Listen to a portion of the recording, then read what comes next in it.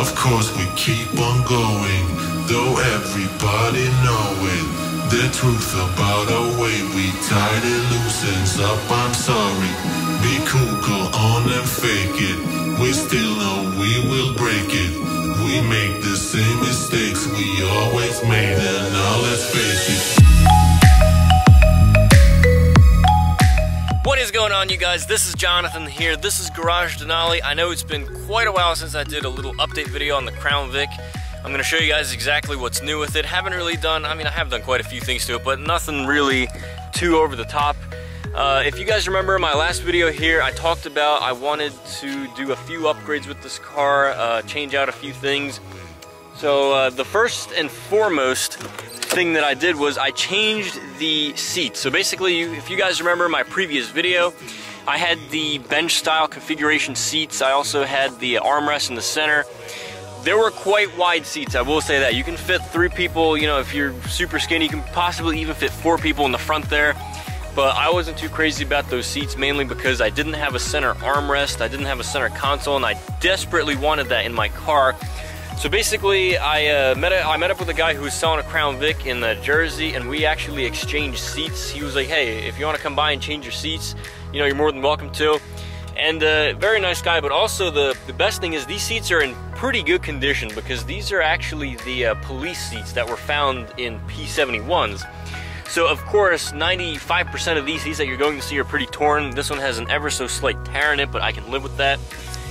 So these seats are not even too terribly old. I'm gonna come around and show you guys the back. So this one actually has a matching back seat, because a lot of these cars with this seat configuration had the vinyl back seat. So this one actually has the same matching rear seat here. But yeah, I really wanted this because I desperately needed a center console. So as you can see, I got 4 more cup holders in here, which is great. I had an armrest, which I completely couldn't live without. And of course, huge center console here. So a lot of perks, very nice features. And then beyond that, I've actually changed the steering wheel. So you guys might remember in the video that the steering wheel I had before was completely beat to shit. This one here, as you can see, it's literally brand new. It's like a 9.5 out of 10 rating wheel, so it's like new. The airbag's the same, but the wheel is brand new, and of course it feels nice and solid. It's a polyurethane wheel. I could have put a leather wheel in here if I wanted to, but I figured, you know what, it's not really necessary.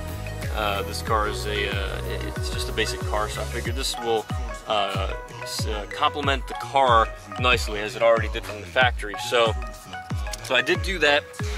You'll also notice I got a spotlight. So yes, I have a bright boy in here, and as you can see, it's a Unity spotlight, so it does work.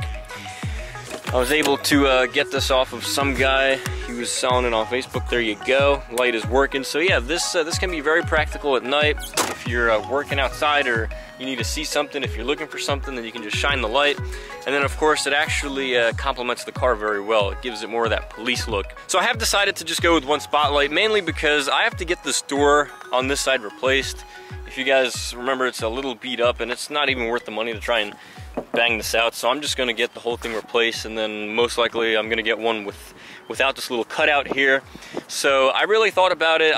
First I wanted 2 spotlights, but then I figured, you know what, the car just looks better with one, at least in my opinion. You know, even though it's not necessarily mirrored or balanced, so to speak, or symmetrical, I don't know, I kind of like it more just with one. You know, it looks better in my opinion. But apart from that, I've also got a new windshield. So if you guys remember, that was also cracked. So this is a brand new Ford windshield. I got a brand new rear view mirror. One of the biggest upgrades here in the interior is the head unit. So I'm very excited about this. This one is Apple CarPlay capable. I finally got a backup camera in this car here. That was something that was much needed, because this car has quite a wide trunk and it can be very difficult to park. I'm just gonna go ahead and get this on and show you guys here. Give it a couple seconds. This is a Sony XAV X100 head unit. I may have gotten that wrong, but it's generally what it is. It was a $350 head unit, so not the most expensive, not the cheapest. It's exactly what I wanted. A double-din head unit with a backup camera that can be added to it. I got a microphone hidden right in here, so I can take calls and make calls easily. But yeah, I'm just gonna plug my phone in here for a second. And there we go, Apple CarPlay right here. This is what I wanted. I was gonna do this in the BMW if I still had that car.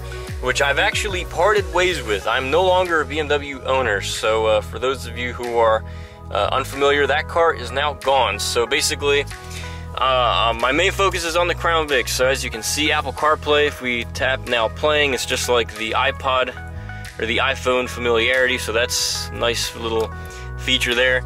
But yeah, I mean, other than that, the car's pretty much been good. I'm pretty happy with it as it is right now. As you can see, once again, the seats are not in the worst condition. These are actually considered good condition for these cars when you compare it with what's out there. But other than that, I did a speaker upgrade on this car, so I have a video on that. Backup camera, there's a DIY showing you guys how to do that. I've got a little antenna back here, so I've done that a month or two ago, so basically it gives it more of the police look. So I got that on eBay. It was about 20 bucks, so I figured, you know, what the hell. But other than that, I've just done some maintenance. I replaced the starter because that was going bad, so I've done that. I've replaced the blower motor resistor because that was also bad. So, you know, just little stuff like that. Nothing really too terribly complicated.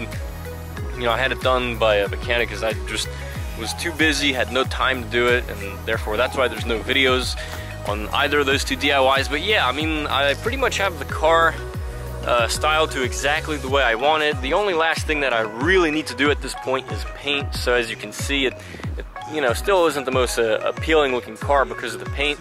As you can see up here on the hood, you know, maybe you saw a couple rust spots on the other side, so I will be taking care of that. Push bumper is going to remain. I finally have my spotlights, so yeah, once I get this car painted, it's gonna look pretty badass. And I mean, even in white it looks pretty good if you've seen some pictures online. But you know, I'm probably most likely gonna paint it black because it just looks a lot more sleek, a lot stealthier in my opinion, and that's what I wanted in the end. So yeah, that's a little status update right there for you guys. I know it's been a while. You probably haven't heard much about this car since my previous video. I think that was back in June. So yeah, I just wanted to give you guys a little update here on the Crown Vic. I got to do the valve cover gaskets on here, so there will be a video coming on that. But yeah, it's been pretty enjoyable so far. So I've been enjoying this car.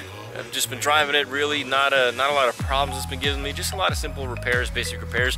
It is a used car, so of course you're going to have to spend a little money on the upkeep, on repairing a couple things like the blower motor resistor. That was a $15 part. Comparing it with the BMW, for example, that was an $80 part. So cost of ownership is definitely a lot lower on this car. If I have one complaint, it's probably the fuel economy, but what are you gonna do? It weighs about 4,400 pounds. It's a 4.6 liter V8. So of course, fuel economy is not going to be in its favor.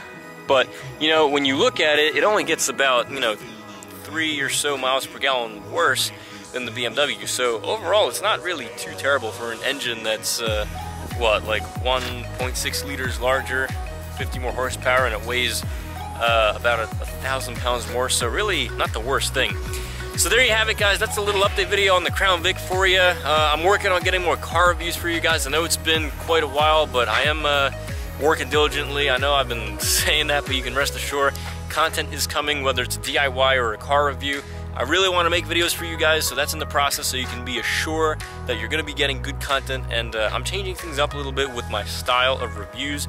So I'm hoping you guys like that. Just please leave feedback on the video so I can see exactly what you guys think, and I'm open to any suggestions. But other than that, that's pretty much what's been new with the Crown Vic. So a lot of decent new stuff. So as you can see there, a lot of good things going on.